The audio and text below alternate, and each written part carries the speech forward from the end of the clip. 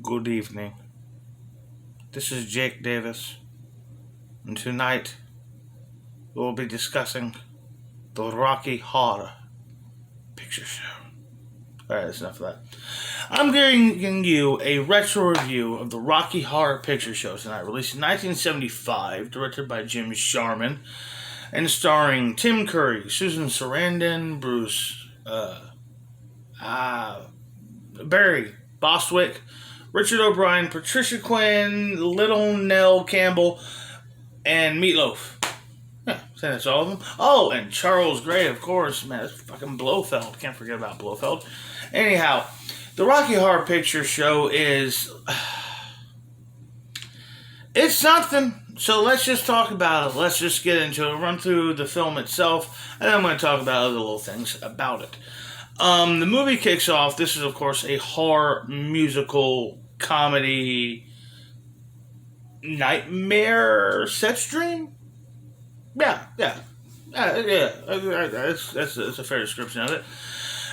We kick off with the famous, iconic image of the red lipstick singing to the screen. One of my favorite songs of the movie. And we go straight to, we meet our heroes who are Brad and Janet. And they are attending a wedding. And shortly after, immediately after the wedding, Brad proposes to Janet. She accepts, and they're going to celebrate their wedding. Going to go see the professor whose class they met in back in the day while riding out there. During the storm, they get a flat tire, and they walk to the nearest spooky old dark house that they could find, because, of course, this is just... This big part of this movie is just a big salute and love letter to classical horror films. When they get there, they meet the Transylvanians, who are an alien race who are having a big party, throwing a time warp, and they're led by Dr. Frankenfurter. Now, this is... the term cult film or cult following is thrown around. I've literally heard people call stuff like Star Wars and The Simpsons a cult thing, but no, that's not what cult means. Those are insanely popular products. This was a film that made no money, got no attention when it came out, but eventually developed this huge, massive following.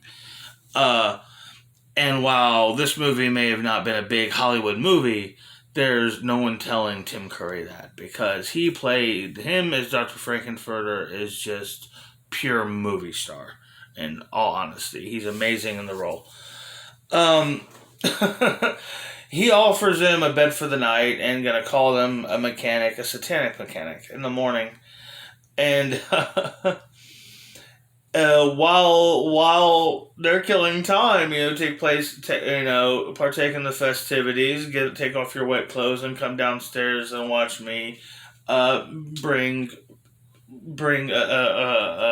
an assembled corpse back to life, as you do on the weekend. You know what I mean? So they get down there and they bring Rocky Horror, the title character, to life. And he's this big, beefcake, muscle-bound guy. I should point out definitely here that Frankenfurter is a transvestite. He's a sweet transvestite. The sweetest. And, the whole gear. We're talking the fishnets and, the garter belt and high heels. It's all out. He's all out with this shit. It's amazing how Tim Curry, as far as I know, was a straight man. I might be wrong about that, but this character became a gay icon, even though, there's no redeeming qualities about Frankenfurter whatsoever. He's a monster. He's a perverted beast.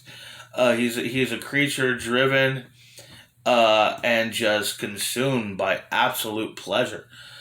Anything, whether it be fuck what you want or kill who you want, just if it feels fun or right in the moment, go for it. So he brings Rocky to life, and just a muscle bound guy that he just wants to basically dominate him. Uh, and shortly into this celebration, Eddie comes bursting in. Eddie is a former disgruntled employee who part of his brain was taken to be used for Rocky. And he's basically there just to rescue his girlfriend, Columbia, who is one of Frankenfurter's followers. But fucking Frankenfurter isn't having it, and he kills Eddie with a pickaxe. Later in the night, because you just seen you've met aliens, you've seen a man create life Frankenstein style, and you just saw a dude get hacked to death with a fucking pickaxe. So why not just calmly go to bed? This is a crazy fucking movie.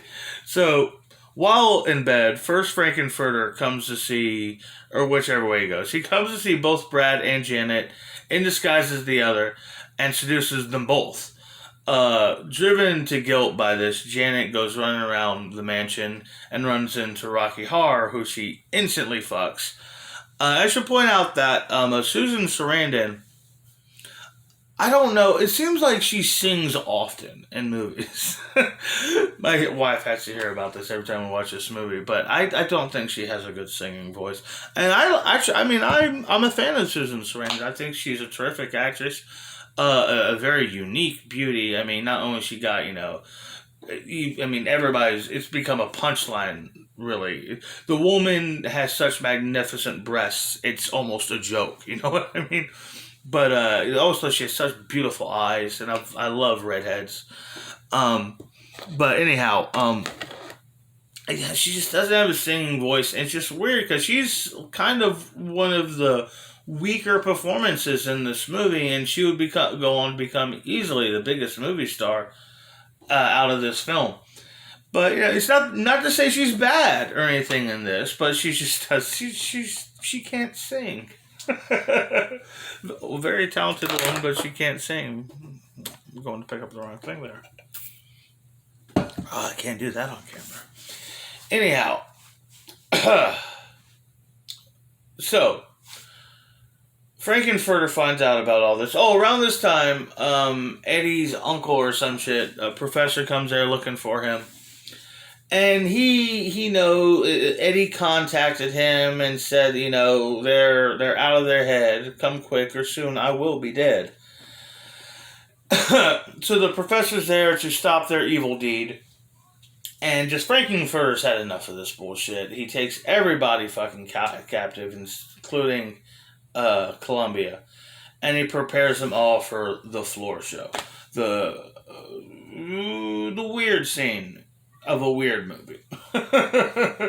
That being said, it's another great scene and a great musical number, great piece of music in and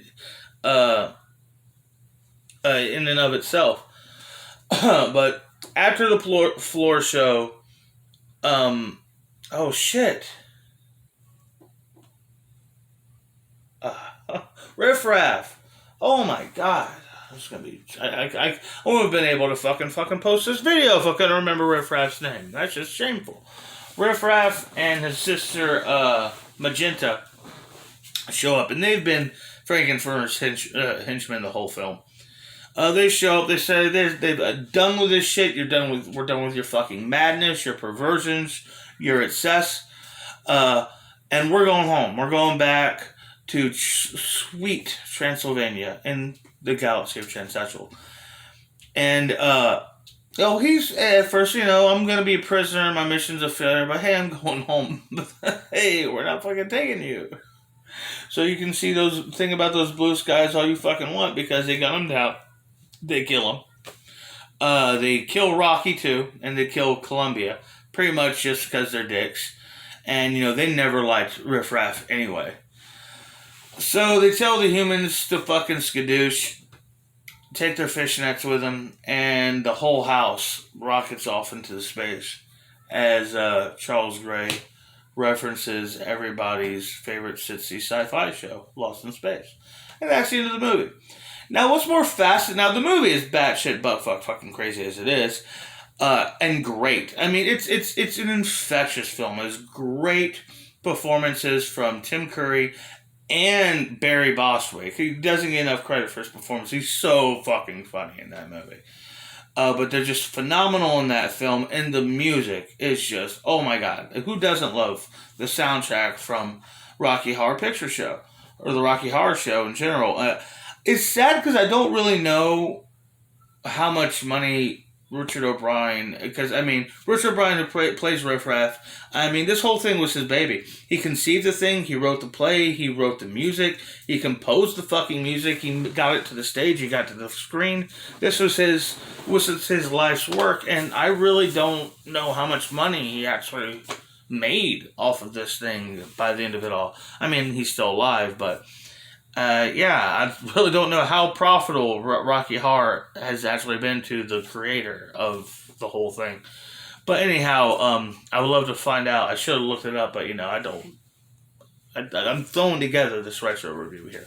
I just bought this movie like last week or a week before and revisiting it because I really don't go too long without seeing Rocky Horror. I usually watch it every Halloween or at least listen to the soundtrack. But absolutely love this film. But the thing you really got to talk about Rocky Horror is the fucking the following of it. That's the most fascinating thing about the whole deal. You got this insane legion of people. This whole, even the DVD, it sits there and tells you, like, you put on this audio track where you can hear a crowd from a live show, one of the Midnight Madness shows. And if I ever do a podcast, I would like to do just interview people if I ever did a podcast, thing like that.